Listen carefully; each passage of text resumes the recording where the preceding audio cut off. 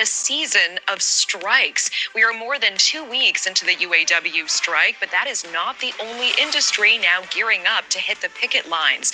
News Nation correspondent Ryan Bass is joining us live tonight.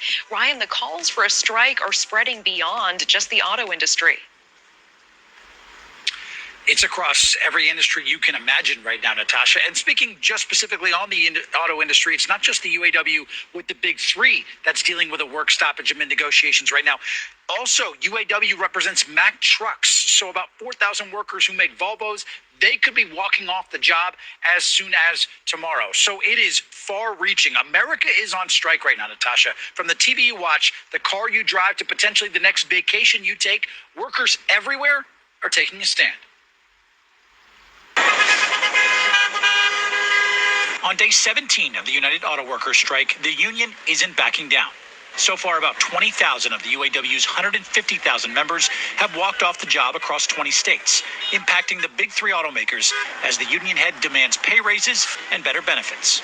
It's the war of the working class versus corporate greed. We are the new arsenal of democracy.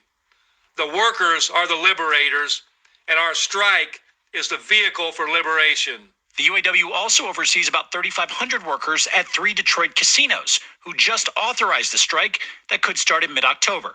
And next week, 75,000 healthcare workers at Kaiser Permanente could walk off the job if they don't reach a deal with the healthcare giant. It's just the latest in this season of strikes hitting all angles of the workforce. Well, nobody wants to go on strike. It's a question of whether it's necessary or not. Ted Papageorge is helping to lead negotiations in Las Vegas, where members of both the Culinary Workers Union and the Bartenders Union have greenlit a strike that could slam Sin City, causing tens of thousands of workers who cook the meals, mix the drinks, and clean the suites to walk out. And Americans seem to stand with unions nationwide. A recent Gallup poll from August showed the U.S.'s approval of labor union is at 71%, its highest point since 1965. It's what has union leaders confident that workers can get what they deserve. One of the only ways to deal with these giant corporations, because really you're just a number, is to stick together and band together. And that's what a union is. It's a bunch of strong individuals saying, you know what, I need to do better for my family, and I'm going to do it, and I'm not alone.